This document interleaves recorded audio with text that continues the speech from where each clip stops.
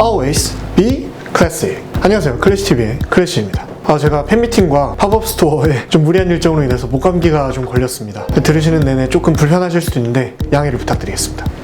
자, 우리 클로버분들 시계 좋아하는 분들 많으시죠? 그래서 오늘은 제가 오토매틱 시계 관리법 꿀팁들을 대방출하도록 하겠습니다. 제가 가장 많이 착용하고 다니는 IWC 파일럿워치 크로노그래프와 오메가의 시마스터 300을 예로 들어서 설명을 드릴게요. 본격적으로 시작하기 전에 일단 구독과 좋아요 그리고 알람 설정 꼭 부탁드립니다. 클래시TV의 큰입니다.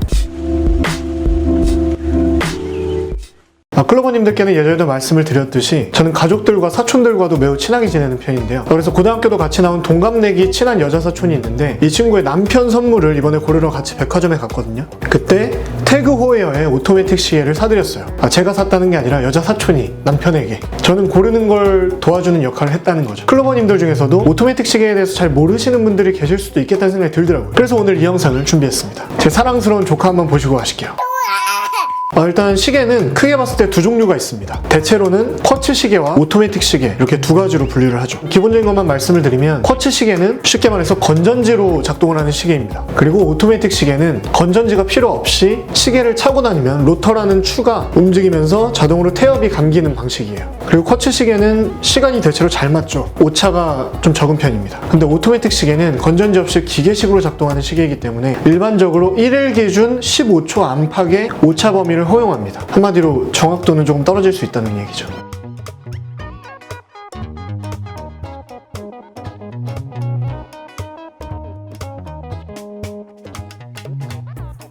일단 초침의 움직임도 좀 다른데 쿼츠 시계 같은 경우에는 우리가 많이 보는 시계들과 마찬가지로 시계가 1초마다 딱 이런 식으로 움직여요. 근데 오토매틱 시계는 좀 더 부드럽습니다. 이렇게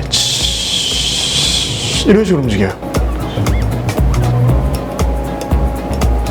이 오토매틱 시계에 대해서 조금 더 자세히 말씀을 드리면 아무래도 건전지가 없이 작동을 하다 보니까 오토매틱 시계는 쿼츠 시계보다 훨씬 더 많은 부품으로 작동이 되고 그만큼 초정밀 기술이 필요합니다. 따라서 같은 모델이어도 보통은 쿼츠보다 오토매틱 모델이 가격이 더 비싸죠. 그래서 저희 경우에도 명품 고급 시계를 구입을 할 때는 이 초정밀 기술을 구입하는 거라고 생각을 하고 사고 있어요. 매우 작은 톱니나 나사 같은 부품이 몇백 개에서 몇천 개까지 정교하게 맞물려 있기 때문에 오토매틱 시계는 굉장히 조심히 다뤄주셔야 합니다. 만약에 시계를 차고 뭔가 좀 격한 운동을 하거나 기압이 센 곳에 가게 되면 시계의 심장이라고 할 수 있는 무브먼트에 충격이 가해져서 당연히 시계가 망가질 수도 있고 이런 경우에는 커스터머 서비스 센터에 맡겨야 되는 거죠. 한마디로 굉장히 조심스럽게 여자친구를 다루듯이. 그럼 이제 본격적으로 오토매틱 시계 관리법에 대해서 말씀을 드리겠습니다. 일단 첫 번째, 와인딩. 이 와인딩에는 두 가지 방법이 있습니다. 말씀드린 대로 차고 다니면서 제가 이렇게 움직이면 로터라는 추를 통해서 자동으로 태엽이 감기는 방식. 그리고 두 번째는 용두라고 하죠. 용두를 돌려서 직접 손으로 태엽을 감아주는 방식이 있습니다. 보통 밥을 준다는 표현을 쓰시죠. 이 보통의 오토매틱 시계는 파워 리저브가 48시간 정도 지속이 되는데 이 말은 48시간이 지나면 시계가 멈춘다는 뜻입니다.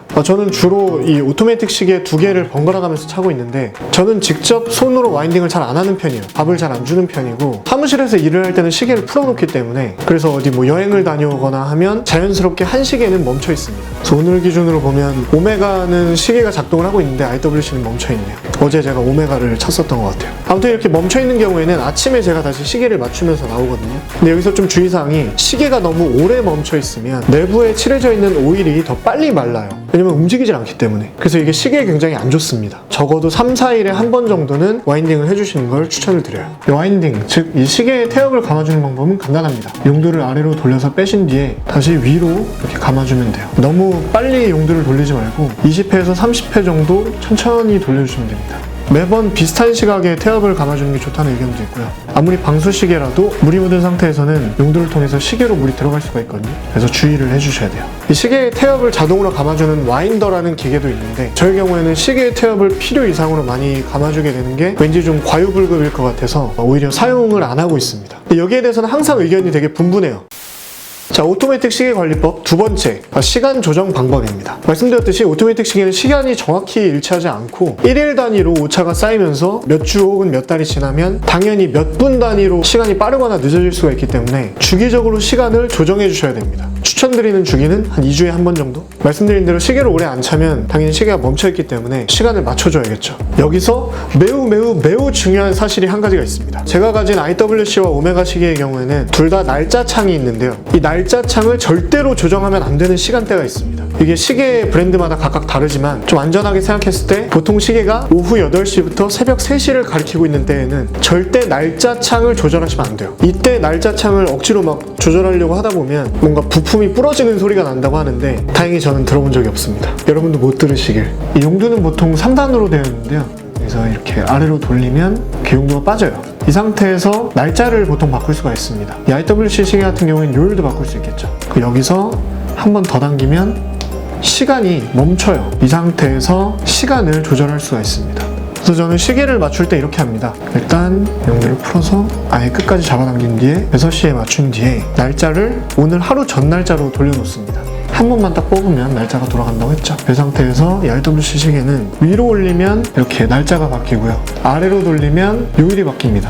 자, 이 상태에서 시계 바늘을 움직여서 현재 시간으로 맞춰주는 거죠. 지금은 오후 4시 45분이거든요. 그래서 한 바퀴를 더 돌려야 돼요. 인내심을 가지고 역방향이 아니라 이렇게 시계 방향으로 순방향으로 돌려줘야 된다 말씀드렸죠. 저는 여기서 조금 더 밥을 줍니다.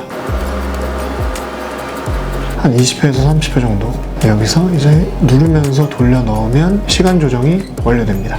오메가 시계는 요일창이 없기 때문에 날짜만 맞춰주면 돼요. 또 누르면서 위로 돌리면 용두가 잠기죠. 자, 오토매틱 시계 관리법 세 번째는 자성입니다. 이 오토매틱 시계는 컴퓨터, 냉장고, 전자레인지 등등 자성이 강한 전자기기 가까이에 두면 이 시계가 자성을 띠게 됩니다. 이 자성은 말 그대로 자석의 성질이기 때문에 자성이 많이 쌓이게 되면 뭔가 부품들끼리 안에서 서로 밀어내고 붙고 막 이런 성질이 생겨서 시계의 오차가 점점 심해지게 돼요. 그렇기 때문에 항상 자성이 강한 물체 가까이에 두지 않도록 주의를 하셔야 합니다. 좀 아이러니할 수 있는데 아까 잠깐 말씀드렸던 와인더의 경우에 좀 저렴한 제품들의 경우에는 와인더 자체가 자성이 있는 경우도 있어요. 최악이죠. 그래서 이런 경우 때문에 또 와인더가 좋다 안 좋다 뭐 이런 얘기들이 또 나오기도 하고, 아무튼 그럼에도 불구하고 이 자성을 없애는 건 굉장히 좀 간단해요. 그래서 평소에 주의는 하시되 자성이 쌓였다고 해서 너무 크게 걱정은 안 하셔도 돼요. 그래서 시계를 좋아하시는 분들은 아예 자성을 제거하는 기계를 구입하는 경우도 있어요. 탈작이라고 있거든요. 이것도 종류가 좀 다양하고 가격이 천차만별인데 저렴한 건 1만 원대부터 시작을 하더라고요. 뭐 관심 있는 분들은 알아보셔도 좋을 것 같고요. 자, 오토매틱 시계 관리법 네 번째, 바로 오버홀입니다. 말씀드렸듯이 오토매틱 시계들은 매우 정밀하게 이루어져 있기 때문에 주기적으로 거의 대부분의 부품을 분해해서 세척하고 오일을 다시 뿌리고 마모된 부품들은 교체를 한 뒤에 다시 조립을 해야 되는데 이 작업을 오버홀이라고 부릅니다. 이 시계를 착용하시는 습관이나 주기에 따라서 개개인이 다 오버홀 주기가 다른데 보통은 한 시계를 거의 매일 착용한다는 가정하에 한 4년에서 5년 정도 주기로 오차가 막 엄청 커질 때가 있습니다. 그래서 이때 오버홀을 하는 것을 권장을 드리고 있어요. 다 그런 건 아니지만 오버홀의 가격은 대략적으로 시계 구입 가격의 한 10% 정도라고 보시면 될 것 같습니다. 마지막으로 한 가지만 더 말씀드리면 방수, 이 부분에도 좀 주의를 하셔야 돼요. 보통 방수 50m면 생활방수라고 얘기를 하고 이렇게 다이버워치 같은 경우에는 뭐 300m부터 시작을 하죠. 말 그대로 다이빙도 가능한 정도의 방수라고 사람들이 인식을 하고 있는데 그래도 물은 최대한 피하시는 게 좋습니다. 사용자가 좀 부주의하면 충분히 습기가 찰 수 있어요. 시계에 굉장히 안 좋거든요. 그래서 물은 최대한 멀리 하시는 게 좋고요. 자, 우리 클로버님들 중에서도 뭔가 자신만의 오토매틱 시계 관리 꿀팁이 있다면 아래 댓글로 꼭 달아주시기 바랍니다. 다른 클로버님들께도 도움이 될 수 있을 것 같아요. 이번에도 영상이 도움이 되셨다면 구독과 좋아요 그리고 알람 설정 꼭 부탁드리고요. 저희 클래식TV 영상은 매주 일요일 저녁 9시에 정기 업로드가 되고 나머지 요일 중에는 랜덤으로 수시 업로드가 됩니다. 오토매틱 시계의 올바른 관리법과 함께 자신감을 가지세요. 당신은 멋집니다. Always be classic.